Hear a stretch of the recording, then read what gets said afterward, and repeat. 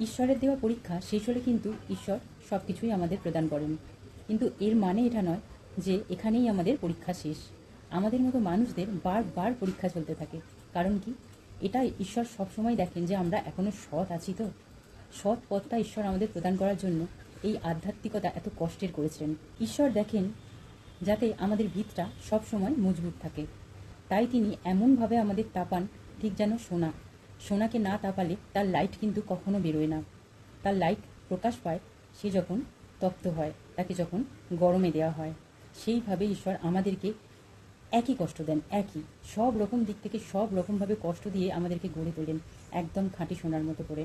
ঈশ্বর আমাদেরকে আধ্যাত্মিকতায় নিয়ে এসে ভিতর থেকে তৈরি করেন। ভিতর থেকে বলতে আমাদের ভিতরেই সব কিছু আছে। দয়া, ভালোবাসা, করুণা, তিতিক্ষা সমস্ত কিছু আমাদের ভিতরে আছে, কারণ এইগুলো নারায়ণের শরীরে বর্তমান।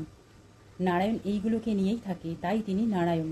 আমাদের মানুষের মধ্যেও সকলের মধ্যে নারায়ণেরই বাস, নরর মধ্যে নারায়ণ, এটা আমরা সবাই জানি। তাই এই ভালোবাসাটা ভগবান ভিতর থেকে বার করান। সমস্তটা আমাদের ভিতরে আছে, বাইরেটা তো জাস্ট রিফ্লেকশন, আর কিছু না। আপনারা যদি অসুস্থ থাকেন দেখবেন আপনাদের মুখে একটা ছাপ পড়ে যে আপনারা অসুস্থ, আর যদি আপনারা সুস্থ থাকেন সেই লাইট সবাই দেখতে পায়, বেরিয়ে আসে সেই লাইট যে আমরা সুস্থ না অসুস্থ, এটা আমরা বুঝতেই পারি। আমার ভিডিওর যদি আপনারা আগে গিয়ে দেখেন যে আমার অবস্থাটা কি ছিল, তাহলে আপনারা বুঝতে পারবেন আজকে আমি কেমন আর আগের আমিটা কেমন ছিলাম। রূপে কিচ্ছু নেই, রূপ দেখা সম্পূর্ণ ভুল ধারণা। সকলের মধ্যে শুধু নারায়ণকে খুঁজে নিতে হয়। ভালোবাসা, দয়া, তিতিক্ষা, যেগুলো আমি এই সবে বললাম, করুণা, এইগুলো যার মধ্যে আছে তার মধ্যে অবশ্যই নারায়ণের বাস, আমি এটা মনে করি। একটা পাথরকে যখন দেব বা দেবী মূর্তিতে পরিবর্তন করা হয় দেখবেন সেখানেও ছেনি হাতুড়ির মতো ধারালো অস্ত্র লাগে। কত রকমভাবে সেই পাথরটাকে কেটে পিটিয়ে তবে সেই দেবত্বের আকৃতি দেওয়া হয়, দেবী বা দেব তৈরি হয়। সেটাকে দেখতে কত সুন্দর লাগে। ঈশ্বর আমাদের ঠিক এইভাবেই কষ্ট দিয়েই তবে সেই দেবত্ব দেন। রামকৃষ্ণদেব সাক্ষাৎ ঈশ্বর, আর ঈশ্বর নিজের মুখে বলেছেন যে সমস্ত মেয়ের মধ্যে মা ভগবতীর বাস। তাহলে আপনারাও আধ্যাত্মিকতা কঠিন বলে পিছিয়ে পড়বেন না। আধ্যাত্মিকতার সমস্ত নীতি মেনে আপনারা কষ্ট করে পরিশ্রম করে আপনাদের ভিতর থেকে সেই ভগবতীর আলোকে প্রজ্বলিত করুন, আর জাগুন, নিজেদেরকে জাগান।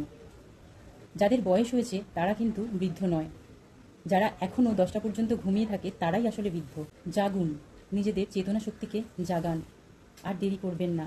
কারণ না হলে দেখছেন তো সব কিছু শেষের পথে।